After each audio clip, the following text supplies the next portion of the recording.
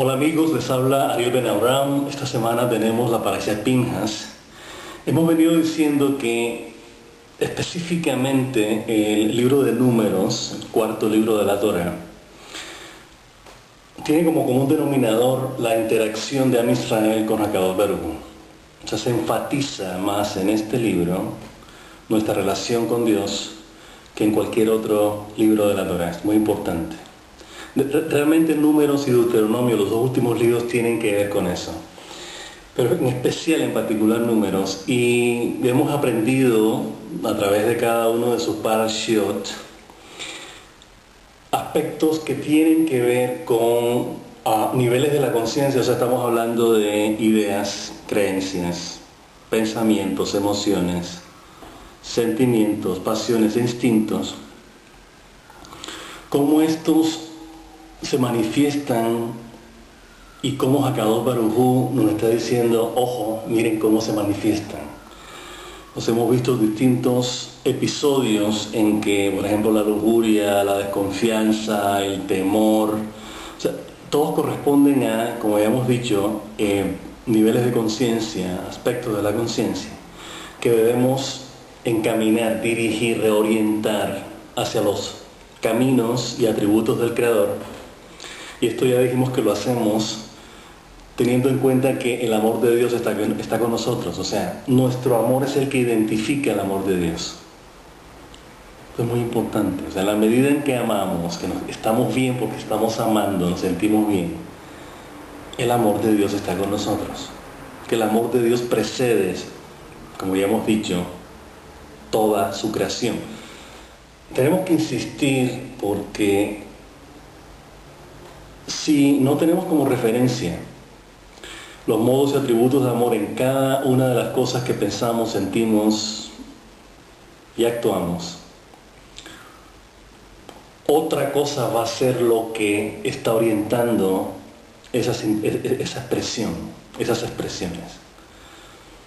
Entonces tenemos que poner mucha atención cuando estamos tomando decisiones, inclusive cuando estamos discerniendo sobre algo. Estamos viendo qué hacer con relación a algo, o tratando de entender la naturaleza, la función, el propósito de algo o de una situación. ¿Cuál es la agenda detrás? ¿Es una agenda de ego basada en envidia, en lujuria, en indiferencia, en avaricia? ¿O algo que vemos que va a realizarse en aras de los modos y atributos de amor en los que todos ganamos? O sea, la diferencia entre actuar bajo las fantasías y ilusiones de ego y los modos y atributos de amor es que en las fantasías y ilusiones de ego la cuestión es de una vía. O sea, buscamos nuestra propia ganancia a expensas de nuestro entorno y de los demás. Y en el caso de actuar con los modos y atributos de amor buscamos que todos ganemos. Esa es la gran diferencia entre vivir a partir de ego y a partir de amor. Esto es esencial. Bien, entonces volvemos a insistir que nuestra conciencia de lo que son los modos y atributos de amor son la manifestación material del amor de Dios. ¿Cómo lo entendemos? A través de sus mandamientos, estatutos, ordenanzas, caminos e inclusive sus atributos. Toda nuestra referencia para hacer lo correcto. Ya nos hemos referido en comentarios en el blog que el término tzedek, normalmente traducido como justo, recto, ¿no? Y viene la palabra tzedaká, que normalmente se traduce al español normalmente como caridad. Es hacer lo correcto. O sea, si uno es recto, uno hace lo correcto, lo que tiene que ver con rectitud. Rectitud en aras de hacer lo justo. ¿Qué es lo justo? Hacer justicia. ¿Qué es justicia? Hacer lo que es apropiado. ¿Qué es lo que es apropiado? Todo lo que proviene de una actitud de amor. O sea, la idea de hacer justicia es de imponer la verdad. ¿Cuál es la verdad dentro de todo, detrás de todo lo que hay? Amor. Amor es lo que nos motiva a ser éticos. Es lo que nos motiva a ser justos. Es lo que nos motiva a hacer lo correcto. Entonces, hacerse de acá, hacer caridad es básicamente amar al prójimo. De eso se trata. Entonces, estamos haciendo este pequeño preámbulo porque para que analicemos en detalle la parábola Minja tenemos que entender estos términos, lo que es el amor de Dios, nuestra relación con el Creador, los modos y atributos de amor, los caminos y atributos del Creador, nuestra relación con Él. Hoy vamos a analizar otro episodio en el que la conciencia humana está interactuando con su Creador. Recordemos que nuestra conciencia y todo lo que nosotros somos proviene de Él. O sea, tenemos sentimientos, tenemos discernimiento, tenemos pasiones, tenemos instintos, tenemos sentimientos. Todo eso viene del Creador. El Creador nos dio lo que somos, lo que tenemos y lo que hacemos en últimas. Porque lo que hacemos es un reflejo de lo que Él ha puesto en nosotros. Pero también tenemos que hacer diferencia entre lo que Él ha puesto en nosotros como vasijas.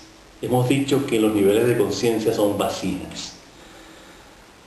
O sea, nuestro intelecto está vacío, es una vasija. Al igual que nuestra mente, al igual que nuestros sentimientos, al igual que nuestras pasiones, al igual que, bueno, nuestros instintos ya es otra cosa, pero ya estamos obligados a hacer algo por instinto. Pero en el caso de las anteriores son vasijas vacías, que nosotros tenemos que llenar con todo lo que es positivo. De eso se trata, que nos llenemos de lo que es bueno para hacer y manifestar lo que es bueno. Ese es el principio detrás. Entonces Hakadosh Baruj Hu nos dice, bueno, te doy intelecto, te doy emociones, te doy sentimientos, te doy pasiones. No. Te doy intelecto, te doy pensamiento, para que tú pongas algo bueno ahí. Entonces, si nos llenamos de lo que nos llenamos, vamos a tener como expresión de lo que nos hemos llenado. Hemos dicho que en el Tratado Sotá del Talmud, lo hemos repetido varias veces en el blog y acá,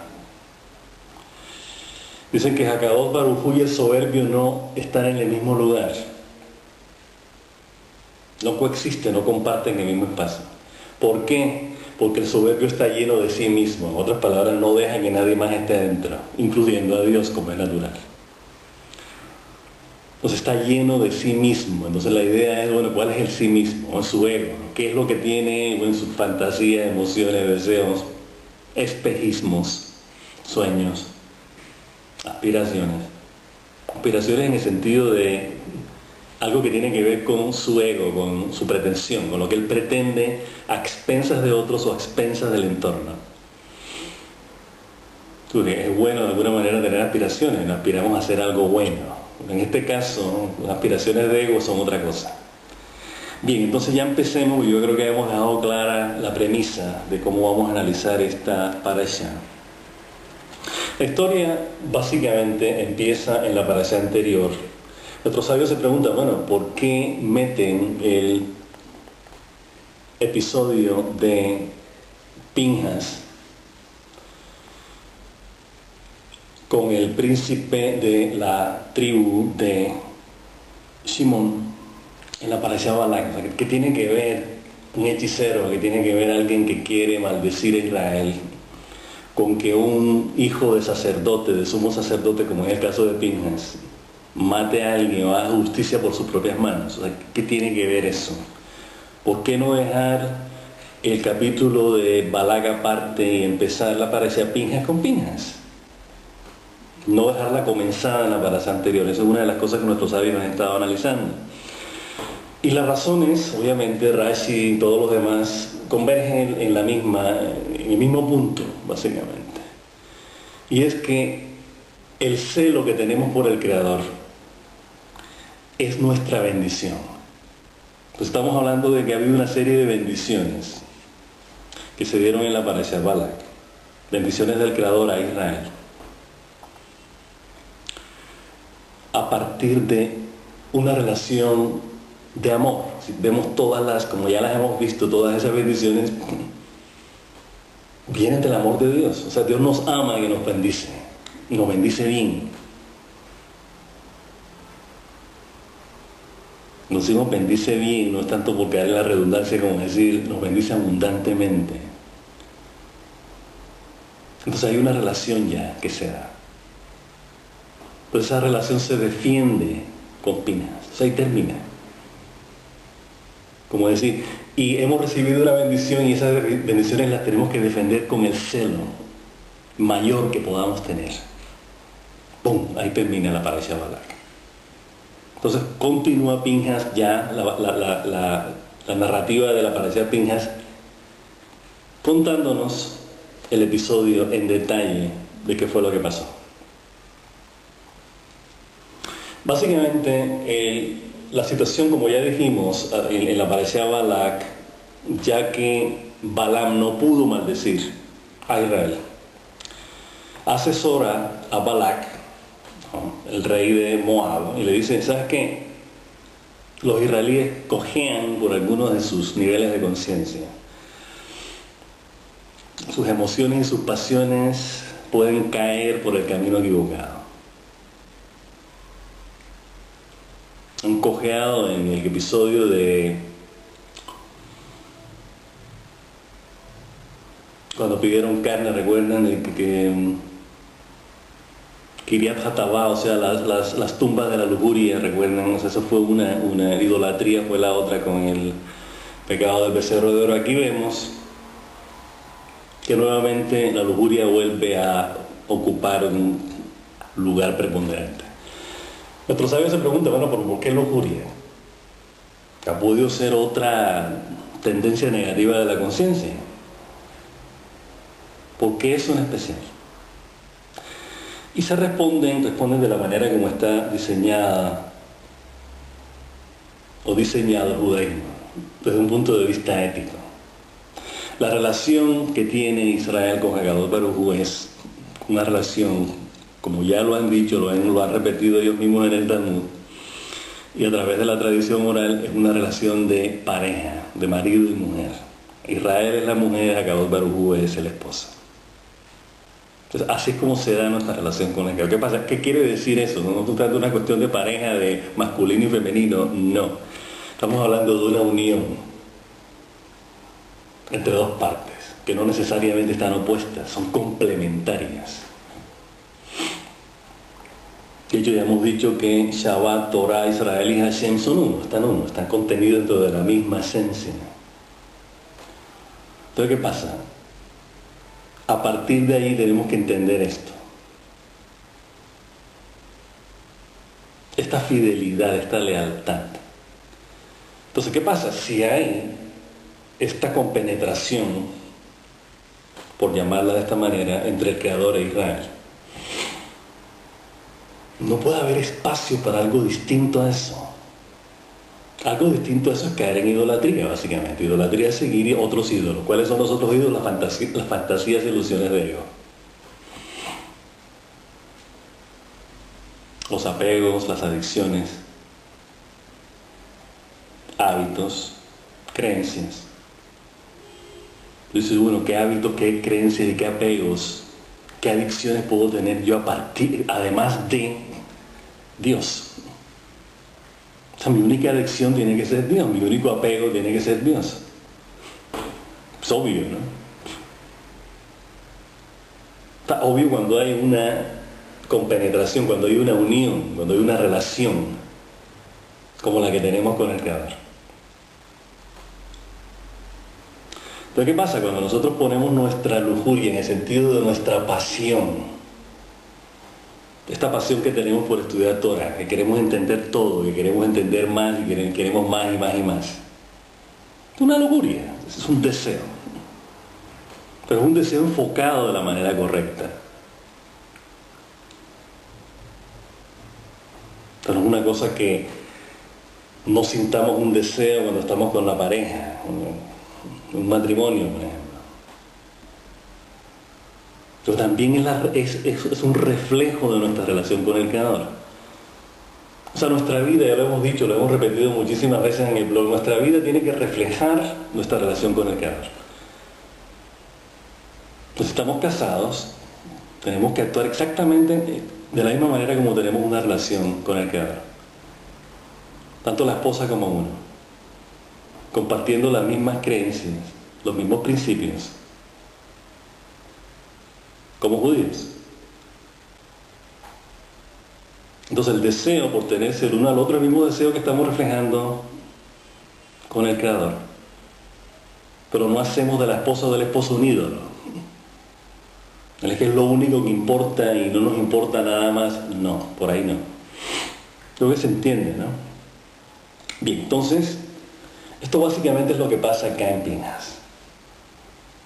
O sea, el príncipe de la tribu de Simón, cuando van en la guerra contra Midian, básicamente cae en la tendencia de lujuria, tendencia negativa de lujuria. O sea, cae en la trampa básicamente que los midianitas y los moabitas pusieron.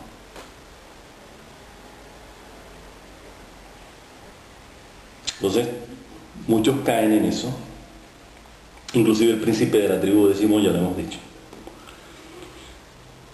Quien dice, para mí lo más importante es meterme con gente idólatra, o sea, tener otra agenda, otro interés.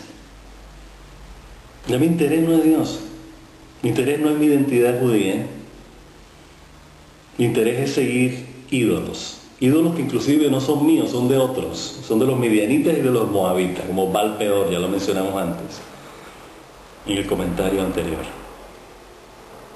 Entonces, ¿qué pasa? Cuando viene otra amenaza de escisión, de separación de Israel con el Creador, automáticamente los levitas y los sacerdotes son los que vienen a intervenir. Pasó en el Becerro de Oro, pasó en Kiriat Hatabá, en todos los episodios en que ha habido conflicto, episodio de los espías, los levín son los que salen al frente. ¿Por qué? Porque ya hemos dicho que los levitas y los sacerdotes representan nuestro conocimiento, nuestro mayor conocimiento de nuestra conexión permanente con el Creador. Son los que tienen eso ahí fresco todo el tiempo, lo tienen bien claro. Entonces, ¿qué pasa? Ellos no ven idolatría, no ven lujuria, no ven nada, luego están pegados al Creador, constantemente. Van sirviendo en el templo es el lugar físico, el tiempo y el espacio en el que se manifiesta, se realiza esa unión. Entonces ya sabemos que, ya tenemos claro y la Torá nos lo está repitiendo, ¿no? Esta conciencia es la que nos mantiene unidos al Creador. Pongamos atención, seamos conscientes, tengámoslo presente constantemente. Entonces, ¿qué pasa? Cuando vienen grupos que se quieren salir de ahí, hay conflicto. ¿Por qué? Porque al separarnos nosotros, ya lo hemos dicho 1.000.000 de veces, cuando nosotros nos separamos de los modos y atributos del Creador, de los caminos del Creador, de la Torá, de lo que tenemos que hacer, de nuestra identidad judía, de nuestra esencia y verdadera identidad, estamos tomando como consecuencia lo que estamos optando en esa separación. Las decisiones que estamos tomando en torno a esa separación. Entonces, ¿qué pasa? Vamos a ídolos, lo que nos viene como consecuencia de ídolos es eso, sus ídolos, lo que son. Nos convertimos en nuestros ídolos. ¿Y qué pasa? Que ahora está fuera de él. ¿Está? O sea, Él no se ha separado de nosotros, nosotros nos hemos separado de Él. Eso hay que tenerlo muy claro. A veces la Torá da la impresión de que a veces se separó. No, Él se separó porque hubo un precedente en el que su amado se separó. Entonces, hay que insistir en aquello del que el que no cela no quiere, ya lo hemos dicho antes. O sea, que a otro está celoso de su amor por nosotros. Él nos ama, por lo tanto eso implica un celo. Y exige ese mismo celo de nosotros. Entonces, ¿qué pasa? Ese mismo celo que Él exige de nosotros, esa exclusividad que Él exige de nosotros, está personificada por Pinhas. O sea, nosotros tenemos que ser Pinhas, básicamente. Tenemos que ser despiadados contra aquello que impide o que pretende o que busca o nos seduce a separarnos del Creador. En otras palabras, ya vi yo de una manera más concreta en nuestra conciencia material, en la manifestación material de lo que estamos hablando, es aquello que nos separa de los modos y atributos de amor, o sea, aquello en el que todos estamos bien y unidos y en armonía y en paz. Es lo que pone en peligro nuestra armonía y nuestra paz. ¿Qué pasa? Cuando escogemos lujuria, cuando escogemos envidia, cuando escogemos indiferencia, cuando escogemos indolencia, cuando escogemos avaricia, estamos saliéndonos. O sea, no estamos procediendo de acuerdo a lo bueno que queremos ser y que esperamos tener. ¿Ok? Entonces, ¿qué pasa? Pinhas representa esa conciencia. Esto es muy, muy importante. Es la conciencia del sacerdote, del levita. Por eso vemos que Hakadosh Baruj Hu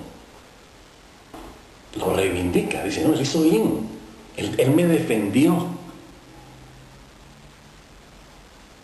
Y es interesante porque tenemos que analizar, como siempre, la semántica de las palabras de esto.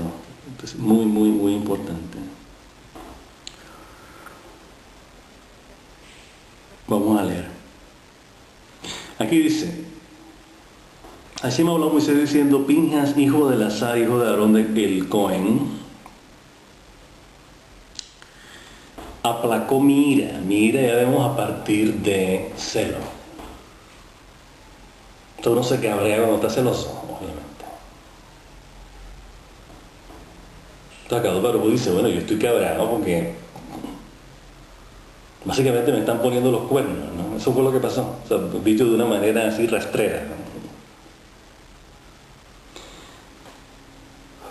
Cuando él celosamente vengó mi venganza. Entonces la gente dice, bueno, ¿a qué venganza se está refiriendo? Entonces empiezan a analizar el término venganza, o sea, lo que traduce normalmente como venganza, mi ira, básicamente. O sea, él actuó como yo hubiera actuado para defender mi relación con él. Esta es la parte que queremos enfatizar entre ellos. Dice, bueno, ¿y por qué entre ellos? Entre ellos se refiere a Israel, obviamente, ¿no?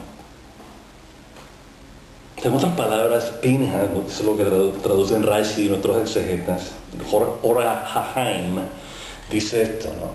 Dice, él lo que hizo era que amaba tanto a Israel, que fue a ellos, entre ellos, para vengar a Dios.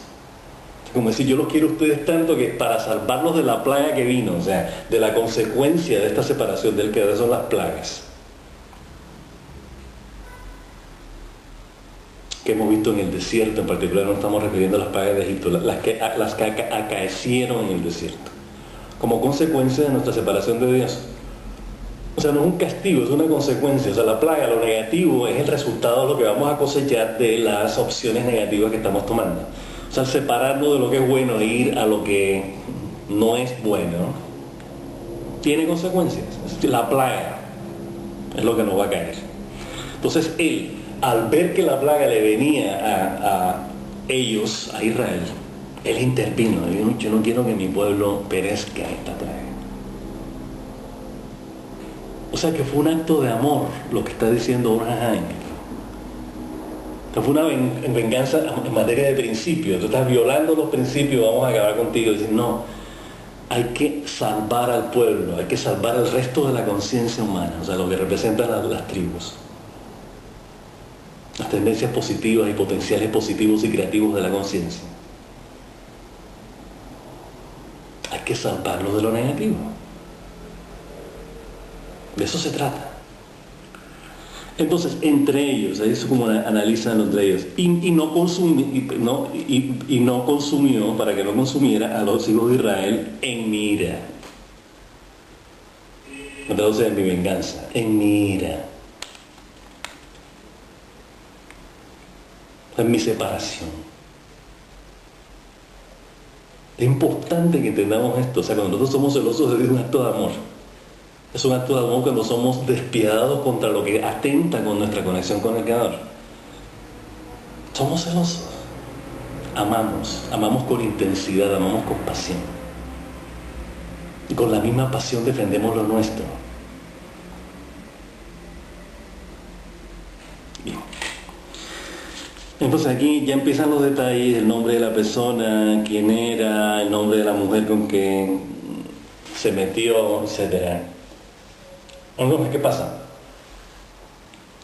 Nuestros sabios dicen, bueno, el hecho de que Midian en este caso, o sea, ya vemos que Midian y Moab se asociaron para maldecir y pelear contra Israel. Nuestros sabios dicen, bueno, Midian, ¿qué pinta en toda esta historia? Si Midian no era uno de los pueblos, Midian está al sur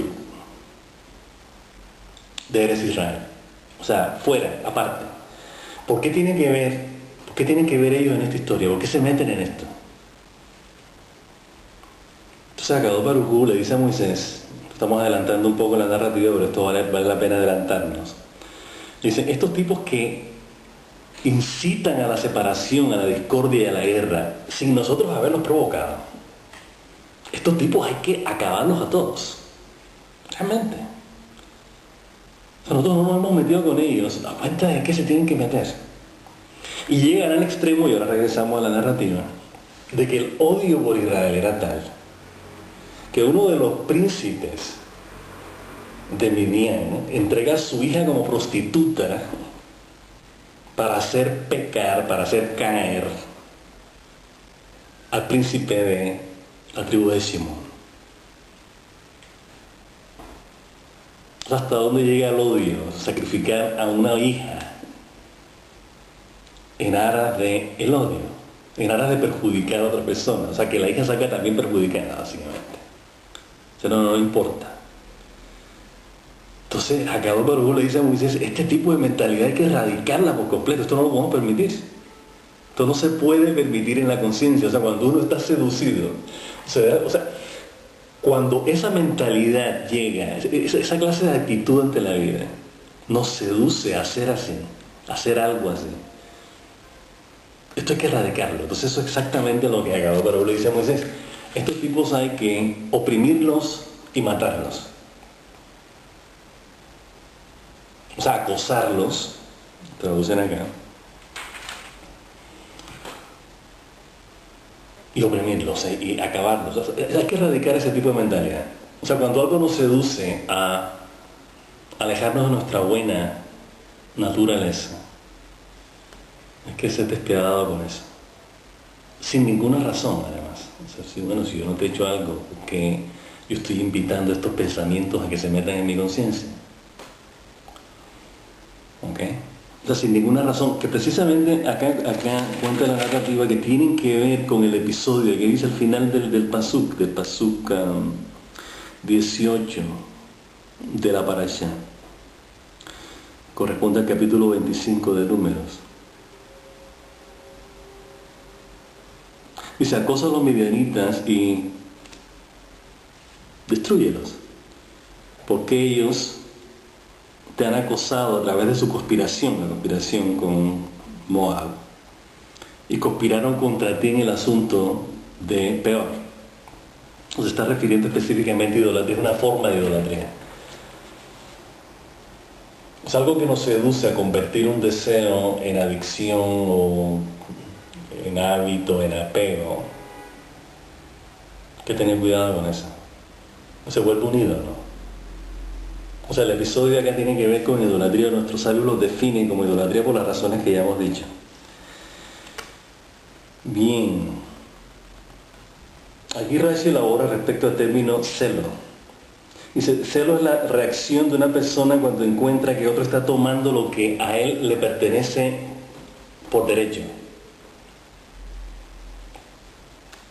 O sea, Dios está celoso cuando los judíos sirven a ídolos, porque están transfiriendo su lealtad, su fidelidad al Creador hacia algo diferente.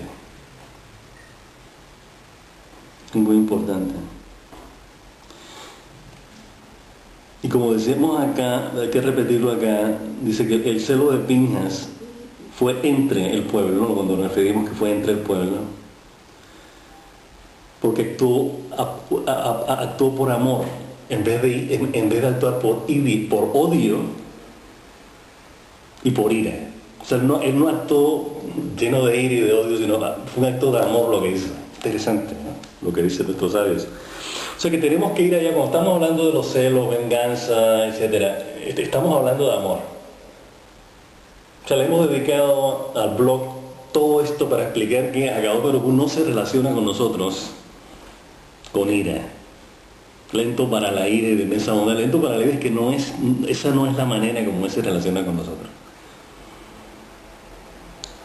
Pero es celoso de su amor por nosotros. De su amor vale. Es el creador. No estamos hablando de un amor cualquiera.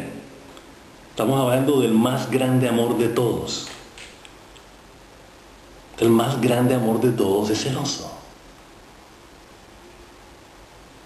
Bien. Entonces viene lo que ya hemos dicho, una actitud hacia mi bien, y después que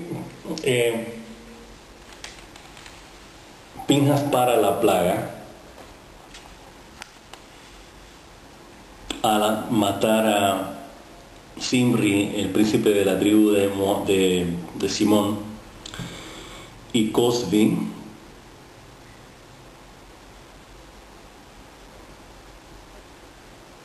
Hakadosh Baruj Hu tiene un nuevo censo. Hubo muertos, 24.000 murieron en la plaga. Ya estamos a punto de entrar en la tierra prometida. Hakadosh Baruj Hu quiere saber quién entra. Así, bueno, hubo quienes murieron, hay que hacer un nuevo censo. En ese censo aparecen visiblemente, tangiblemente decimados miembros de la tribu de Simón. Más de la mitad de los que había 52.000 y algo, quedaron en 22.000 algo. O sea, creo que más de la mitad murieron. Entonces, el censo que más registró aumento fue el de Yehudá. La tribu de Yehudá creció en este proceso. Y entonces después en el censo aparecen contados el remanente de los hijos de Israel. Inmediatamente prosiguen con el conteo de los levitas separadamente, y aparece después un episodio interesante al cual nos hemos referido en el comentario en el blog sobre esta parashá, y que tiene que ver con las leyes de la herencia. Básicamente habían 5 hijas huérfanas de padre. El padre había muerto. Y bueno, en este caso dice, bueno, si uno hereda a partir de la línea paterna y mi padre murió, ¿qué voy a heredar yo? ¿No? Se preguntaron cada una de ellas. Y van a donde Moshe Rabbeinu. Moshe Rabbeinu consulta con Hakadosh Baruj Hu y dice, me quedo en este caso, ¿qué hacemos en este caso? ¿Les corresponde? Hakadosh Baruj Hu dice, sí les corresponde. O sea, si no hay varón que herede, aparecen leyes específicas sobre eso. ¿Quién hereda en caso de que se muera el padre, se muera la madre, se mueran los hijos, etcétera? ¿A quién pasa la herencia que Hakadosh Baruj Hu nos da? Esto obviamente tiene un carácter simbólico además. O sea, no estamos hablando únicamente de la tierra como el terreno, la ubicación geográfica de una herencia, sino que estamos hablando de nuestra relación con Dios. O sea, las mujeres, o sea, en este caso son mujeres, interesante. Nos referimos en el blog a esto porque hay que destacarlo. Es una de las partes que, sin duda, es muy importante de esta parashá. Las mujeres, como hemos dicho en el blog y nos hemos referido en alguna ocasión en estos videos, son la manifestación material del principio femenino. Hay un principio masculino y un principio femenino que se complementan, o sea, no son opuestos. Son opuestos en el sentido complementario, pero no estamos hablando de bien y mal, por ejemplo. O de correcto y incorrecto, de falso, verdadero. No en ese contexto. Ojo. Muchas tradiciones no judías perciben a la mujer, al principio femenino en ese sentido. Positivo, negativo, bueno y malo, ¿no? Las mujeres son malas, etc. Eso no es cierto en el judaísmo.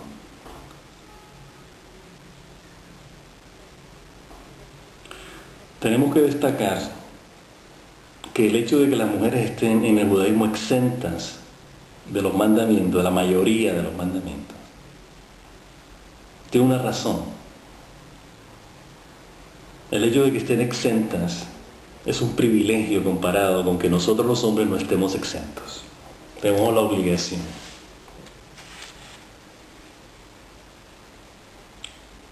Pues vale la pena, ya nos hemos referido antes, vamos a volver a referirnos porque está caliente. Hay un grupo de mujeres de una corriente de judaísmo que se llama reconstruccionista o construccionista. Ellos, al igual que los conservadores, ordenan mujeres rabinas. Pero en el caso de los construccionistas, las mujeres cumplen con mandamientos que no les corresponde de acuerdo a la Torah y de acuerdo al Talmud, de acuerdo a la Torah oral, específicamente, y de acuerdo a la Torah escrita también. En otras palabras, se ponen tefilín, ¿no? Se ponen talit. Además de fungir como rabinos. O sea, ocupan roles masculinos en el judaísmo. Obviamente, desde el punto de vista de la justicia civil, no es una persona que es atea, que no cree en la Torah, sino que cree en los derechos civiles y los derechos humanos, que esto está muy definido en la Torah. Se les está violando los derechos, sus derechos civiles. Ellos quieren rezar de esta manera en el cótel, en el muro occidental, lo que normalmente se conoce en las naciones como el muro de los lamentos. Entonces, ¿qué pasa? La línea ortodoxa y ultraortodoxa se oponen. Y ustedes están cambiando la Torah, básicamente. Entonces, están haciendo lo que ustedes consideran correcto de acuerdo a sus aspiraciones, a sus deseos, como ya hemos dicho, sus fantasías e ilusiones materiales de ego. Nosotros consideramos, yo también quiero, yo siento así, yo hago así, etcétera, etcétera. Lo que pasa, es un problema, una amenaza a la tradición. O sea, ya bastantes excisiones, ¿no? y separaciones han habido con los reformistas, con los conservadores, otra secta más que se mete en el mismo rollo, ¿no? Entonces la gente dice, bueno, ¿qué pasa? Se agarran de la ley civil para hacer vindicar sus derechos. Básicamente lo que están es transgrediendo la Torah. Eso es lo que están haciendo. Lo están haciendo de otra manera. O sea, están imponiendo su propio punto de vista como hicieron los reformados y los conservadores. Hace 150 años aproximadamente, un poco más de eso. O sea, después de 3.000 años, hace más de 3.000 años, de repente un grupo dijo, vamos a cambiar esto. Dice, bueno, si no lo cambiaron hace 1.000 años, hace 500, ¿por qué ahora? Es que los tiempos cambian, y la Torah no cambia, la Torah es eterna. Entonces tenemos que entender esto bien, ¿no? O sea, cuando estamos exentos es un privilegio realmente. Estas mujeres deben pasearse cerca del cótel diciendo, los hombres tienen la obligación, no nosotros. Qué bien, Akadosh Baruj Hu nos eximió. De alguna manera nos ama de una manera muy particular. Esa es la manera de que verlo. No como se les estuviera negando algo. Aquí no se les está negando nada. Simplemente se metieron en un viaje de ego, pero de las grandes ligas, como dicen por ahí.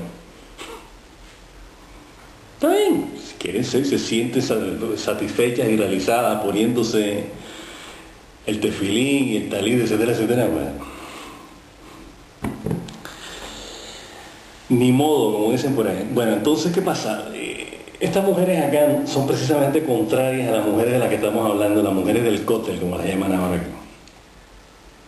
Las mujeres que son, cuenta el Midrash, eran bastante conocedoras de la Torah.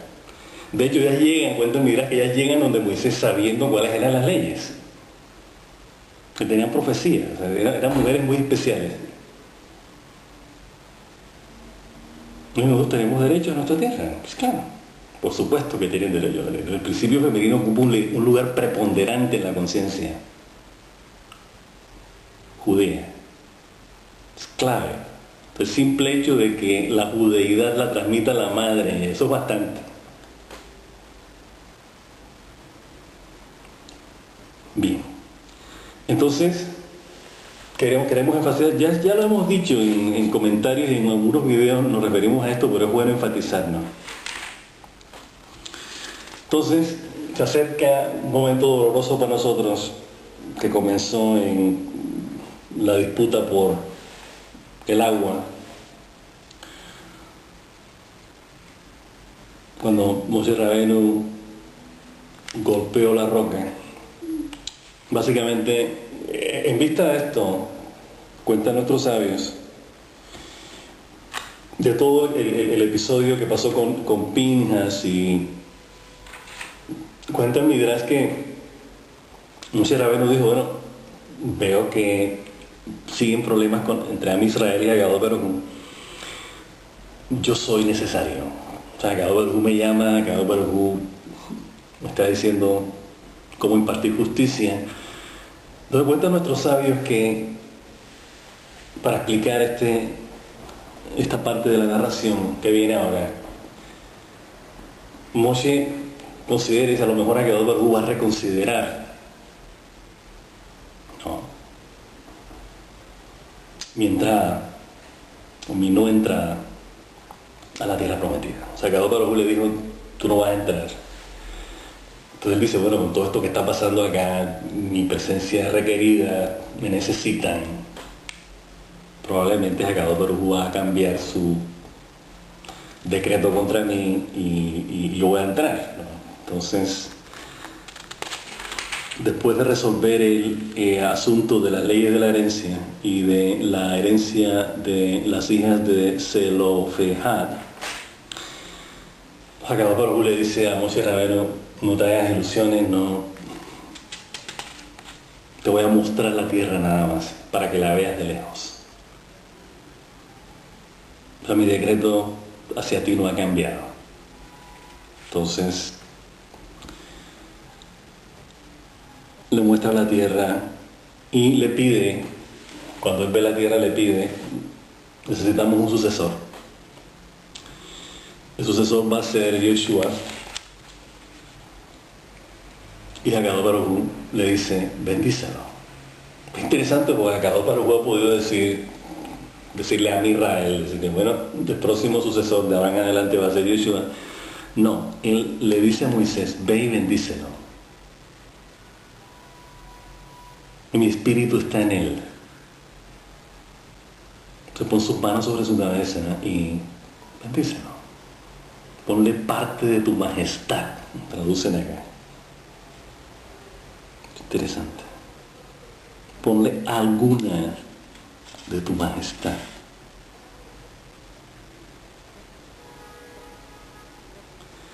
Ante la presencia de, o sea, esto lo hace Moshe Rabbeinu ante la presencia de Elazar, que era el sumo sacerdote, porque ya vimos que su padre Aarón había muerto, y ante la entera asamblea.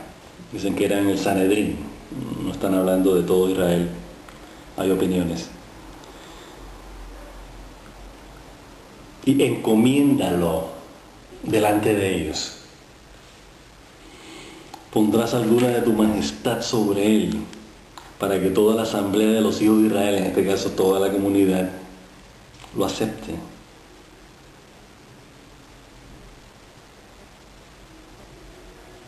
Interesante porque a partir de acá, sin la presencia de Moshe Rabbeinu en el destino de Am Israel, hay unas especificaciones claves que tenemos que tomar en cuenta y tienen que ver con Pinhas, tienen que ver con nuestra conciencia, nuestro conocimiento de la conexión permanente que tenemos con el Creador. Esto es esencial. ¿Qué le dice a Moshe Rabbeinu a el resto de la congregación para que la congregación vea? Dice, ante Elazar el Cohen, él separará. ¿Quién averiguará para él? Estamos hablando del Cohen Gadol, de la Sana. ¿Quién averiguará para él el juicio? O sea, la decisión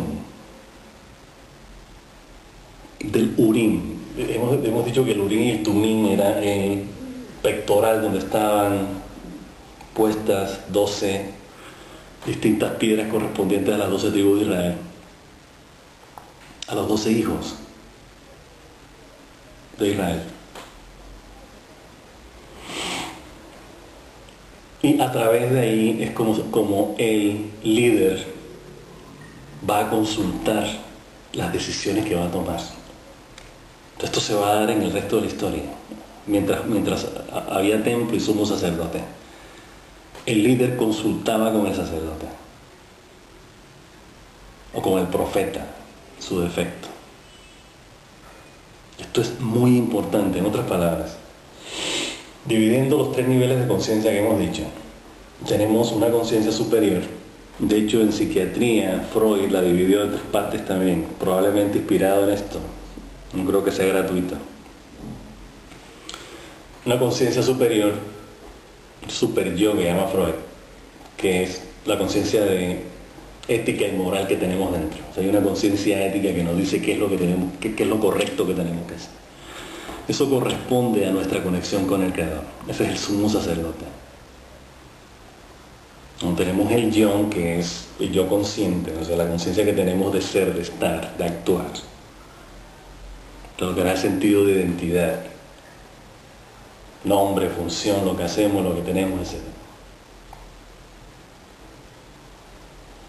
Y está el ego, digamos, que es la parte básicamente con la que lidiamos con nuestras emociones, nuestras pasiones, nuestros instintos. O sea, que corresponde a un nivel inferior, básicamente. O sea, tenemos un nivel superior, un nivel medio, por decirlo así, neutral. O sea, o bajamos o subimos. O sea, es un lugar de alguna manera que está, igual que las emociones, como hemos dicho, de las distintas dimensiones de la conciencia, está listo para llenarse. O sea, la parte del medio es la que llenamos con lo que está arriba, con lo que está abajo. O sea, funciona de la misma manera, la misma dinámica de la que hemos mencionado antes. Bien, entonces, ¿qué pasa? Nuestra conciencia, en este caso, Josué, o sea, nuestro conocimiento del Creador, nuestro conocimiento de quiénes somos, nuestra identidad, consulta con el sumo sacerdote. Consulta con nuestra conexión con él. ¿Qué hago aquí?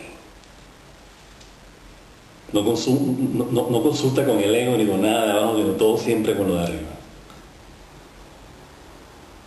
Esto tiene que ver un poco con aquello de que la actitud implica una altitud o la altitud implica una actitud. O sea, tenemos que actuar, tenemos que tener una actitud alta, elevada. No en soberbia, sino en conocimiento. Conocimiento de lo que es bueno, de lo que es correcto, de lo que trae paz en aras de la armonía colectiva. Bien. Entonces, va a tener consulta, en otras palabras, Moshe Rabbeinu consulta directamente con Akadosh Baruj Hu, por eso es el más importante de todos los profetas. O sea, no hay nadie antes y después de Moshe. Hasta ahí. Entonces, a partir de acá, todo lo tenemos que consultar con el sacerdote.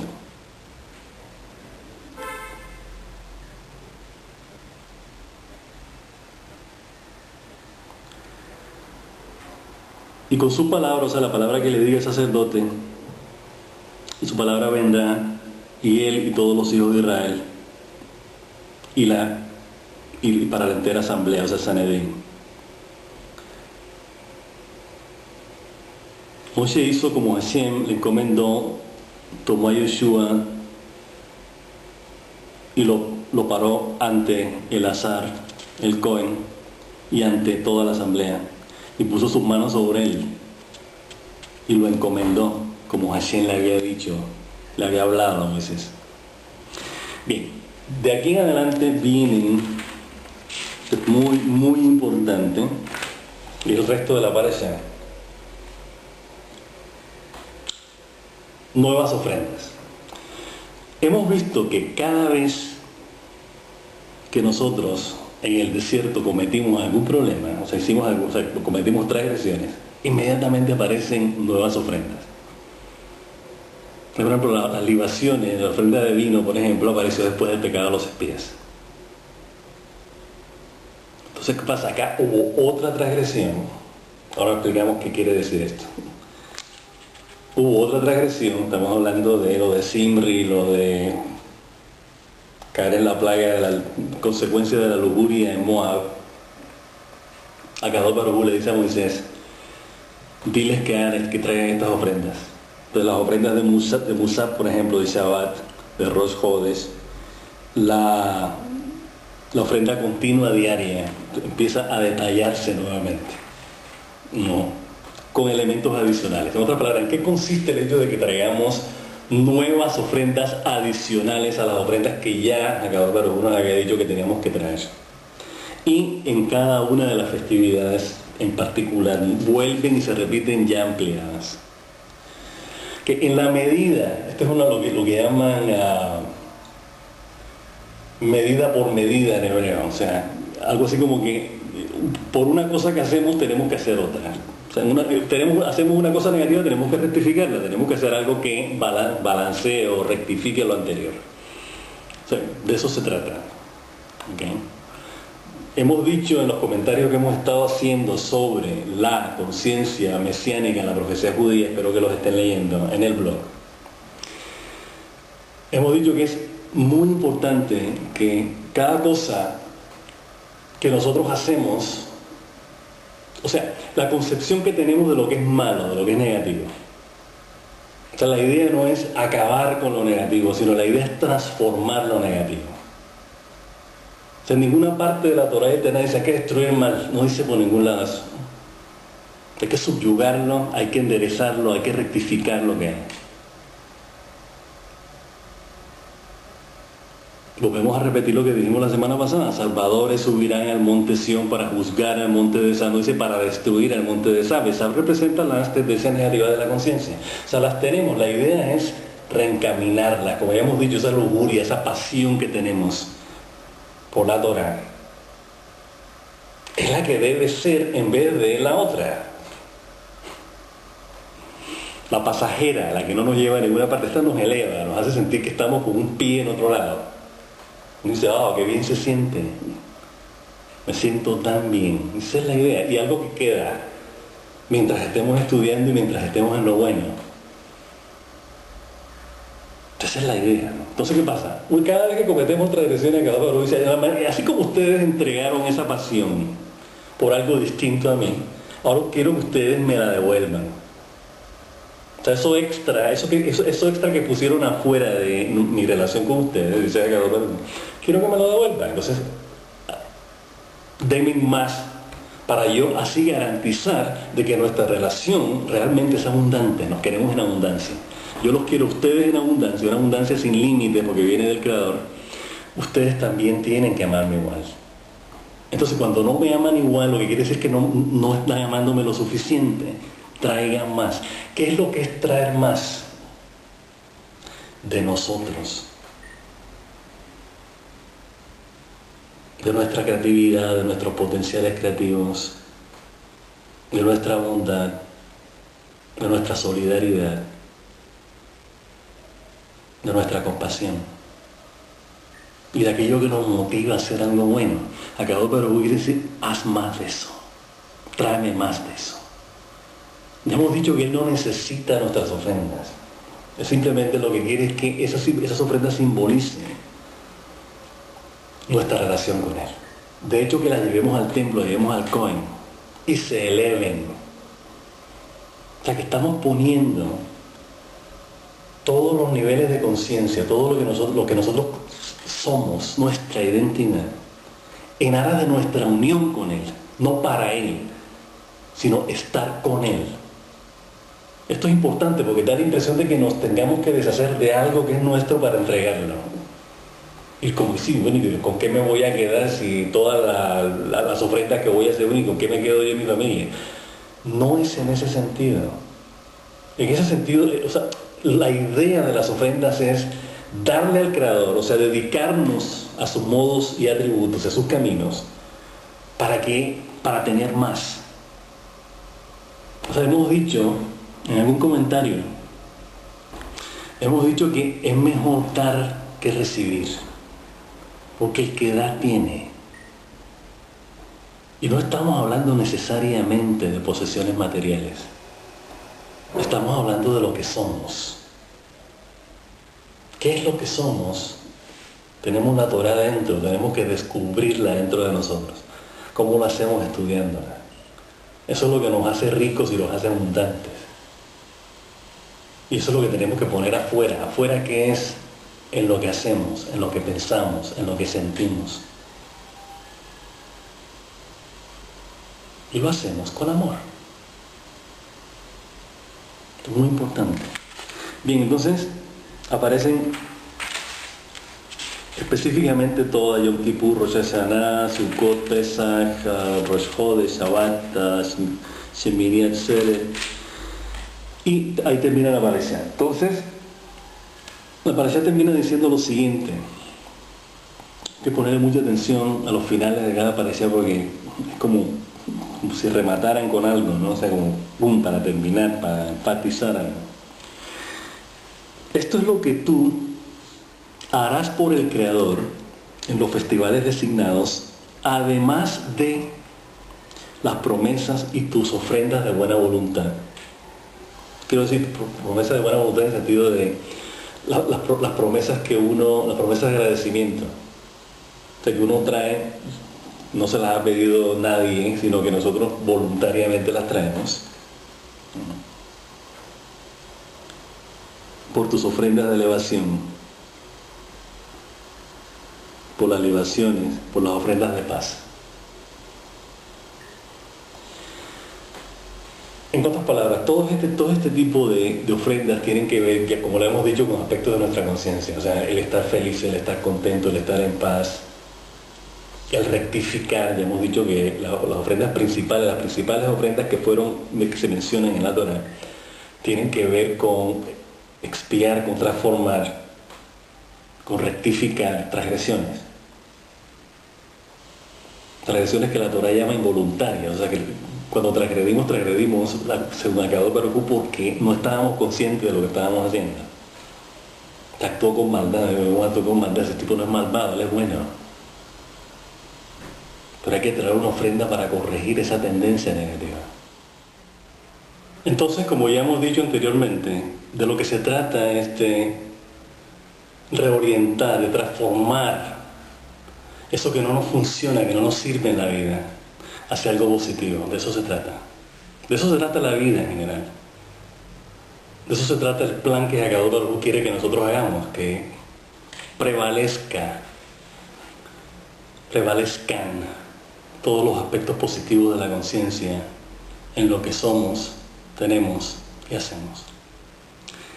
Bien, entonces ya como hemos visto, yo creo que quedó claro lo que representa Pinhas, lo que representa esta conexión, este amor que tenemos por el Creador, que el Creador tiene por nosotros, la interacción de esa relación en aras de la bondad, en aras de lo bueno. Bien, entonces con esto nos despedimos, que pasen un resto de semana muy pero muy feliz. Shabbat Shalom y hasta la próxima.